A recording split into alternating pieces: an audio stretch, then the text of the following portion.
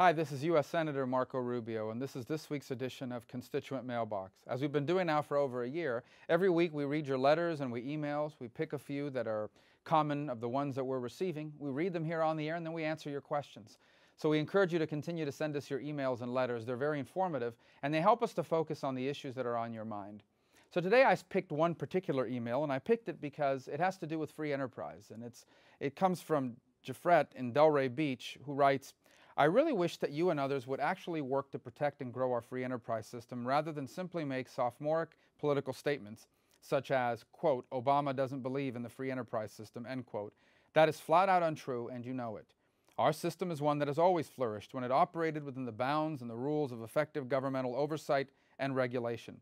A hypothetically free enterprise system produces extreme imbalances and a wholly unprotected public. An operational system of commerce has forever required checks and prohibitions of exploitation of consumers, the public, and the environment. A healthy society is defined not by the wealth of its investor class, but by the well-being of its citizenry. I am sure you all know this. You must. Therefore, you are making silly statements to appease some tiny group or to simply attack Obama. Please stop and actually do some work for Florida and for the long-term well-being of the nation." Well, Jeffrette, thank you for your email. Let me clarify and move forward on what you've written. I actually not just believe, but I actually now believe more than ever that President Obama does not support the free enterprise system. He's virtually admitted as much himself. A week ago in a speech on the campaign trail, he said that if you own a business, that you didn't build that someone built it for you. And I think clearly from his record, what he means by that someone is government.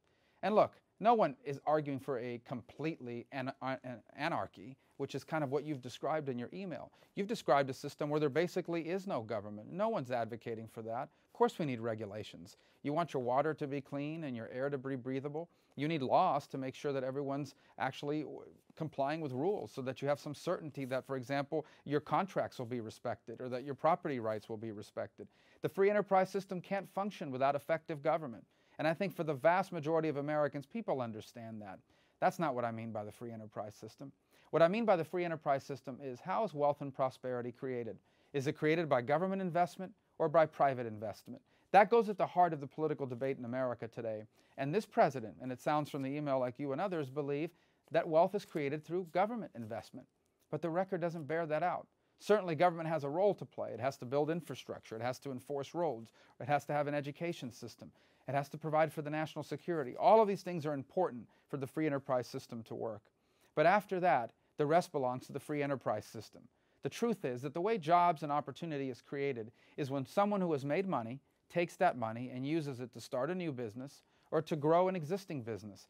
That's how opportunity and prosperity is created. The problem is that every time that government uses money, every time government spends money, it had to get that money from somewhere. And there really are only three ways government can get money. They can borrow it, which means that they're taking it out of the economy because someone's buying that debt from them instead of investing it in something else. They can print it, which of course devalues the value of your money, or they can tax it. The point is, every dollar that the government gets is a dollar that the private sector doesn't have. Now, we need that up to a certain point, because how are you going to pay for roads and bridges and the infrastructure? But after that, every dollar that you take is harmful, because it's money that's not being used to invest to grow a new business or start an existing business. And here's what's even more harmful: when you don't know what the rules are going to be. When every president and every administration decides that they're going to use targeted tax policy to try to change the economic output, or the economic, what happens, what the outcome is. For example, we're going to pass this targeted tax cut to help this group, or we're going to pass this targeted regulation to help that group. Here's what happens. It creates unpredictability. Imagine, for example, if you were in a baseball game, and in that baseball game they decided that in the first 2 innings, a run is worth 1 run. But all of a sudden they decided, no, we're going to change the rules. From now on, every run is worth 2 runs. But in the 4th inning, they decide, well, maybe not. It's only worth 1.5. You would go crazy. You wouldn't know when to hit a home run. You wouldn't know, should I save my home runs for the 4th inning instead of the 3rd inning? It creates unpredictability. It's the same in the economy. When people don't know what the rules are going to be, or when the rules are constantly being changed and adapted, people decide, well, maybe I'll just hold off on investing until it's clear what tomorrow is going to look like. And here's the other thing that's scary. If you raise taxes on people too high, they decide not to make money here. Because after all, the only reason why anybody would invest money in a business is to make money. But if they think you're going to take more of that money, They decide not to invest it. That's not a theory. Ask the states where companies are abandoning those states. Ask people why they moved from New York to Florida. It isn't just for the weather. They're moving here because they can keep more of their money in Florida as opposed to these other states. The same is true now for countries. We now truly live in a global economy where every single day companies and individual investors have more options than ever. And the harder we make it for them to make a profit in the United States, whether through tax policy or regulatory policy, the likelier they are to either leave that money in the bank, which means jobs aren't being created, or worse, take that money overseas and build their business somewhere else. And that's not good for the United States of America. It's happening too often. We have to stop doing that. And it starts by having leadership that believes and understands, not just believes, but understands how the free enterprise system works.